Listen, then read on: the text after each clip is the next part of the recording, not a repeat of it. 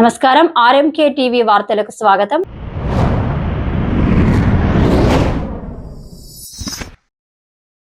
అమరావతి సచివాలయ ప్రాంగణంలో ఈరోజు ఘనంగా నిర్వహించిన మెగా డిఎస్సి ఉత్సవంలో ముఖ్యమంత్రి నారా చంద్రబాబు నాయుడు గారు పాల్గొని అభ్యర్థులకు నియామక పత్రాలు అందజేశారు. ఈ సందర్భంగా మొత్తం 15,941 మంది అభ్యర్థులు టీచర్లుగా ఎంపికై నియామక పత్రాలు స్వీకరించారు.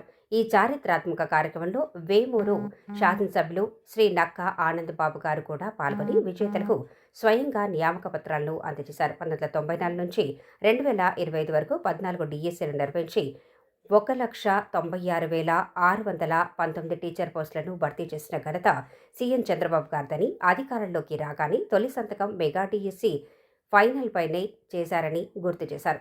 ఈ కార్యక్రమంలో మంత్రి నారా లోకేష్ గారు, బీజేపీ చీఫ్ మాధవ్ గారు తదితరులు పాల్గొన్నారు. విద్యా వ్యవస్థని రాజకీయాలకి దూరంగా పెట్టా.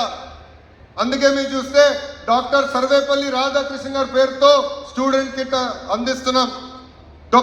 డొక్క సీతమ్మ గారి పేరుతో 4 వైపులా పెట్టి ఎవరైతే 16,000 మందికి అందరికీ నియామక పత్రాలు స్వయంగా ముఖ్యమంత్రి గారే ఇచ్చారనే విధంగా మీ ముందుకు వచ్చి మీ అందరికీ ఆయన ఏ విధంగా అభివాదం చేసి ముందుకెళ్లారు. ఆ విధంగా మీ అందరికీ కూడా కొందరికి అవకాశం దొరికింది, మీ అందరికీ కూడా అవకాశం వచ్చింది. ఎవరికి కూడా ఈ అవకాశం, మీ ముందు తరం ఎవరికి కూడా ఈ అవకాశం రాలేదు. ఇవాళ ప్రభుత్వం ఏదైతే తన పని చేస్తుందో పని తప్పనిసరిగా ప్రజలకి తెలియజేయాలి.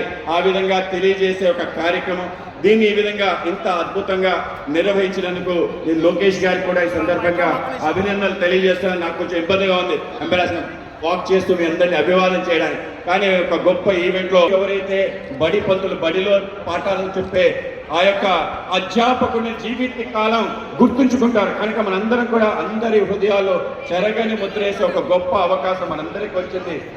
టీచింగ్ అనేది ఒక ప్రొఫెషన్ కాదని నా అభిప్రాయం, అదొక మిషన్, అదొక passion.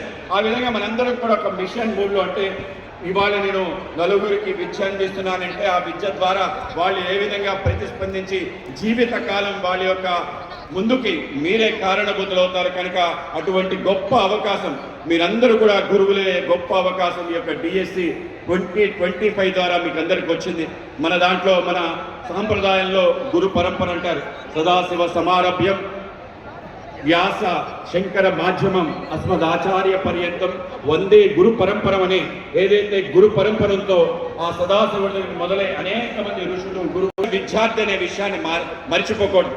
Certain things in life have only beginning, teaching is one. ఆ విధంగా టీచర్ అనేవాడు నిరంతర విద్యార్థిగా ఉండి మనం పిల్లలకి ఇచ్చుకుంటూ ముందుకెళ్లే ఒక గొప్ప అవకాశం మీ అందరికీ వచ్చింది. కనుక మనందరం కూడా ఆ విధంగా ఆనందపడుతూ ఆ విధంగా ముందుకెళ్తూ రాష్ట్ర కేంద్ర ప్రభుత్వాలు ఇవాళ అనేక రకాల అవకాశాలు మనకి కల్పిస్తున్నాయి. మన ఆ యొక్క అవకాశాలను వినియోగించుకొని ముందుకెళ్తూ మన రాష్ట్రాన్ని, దేశాన్ని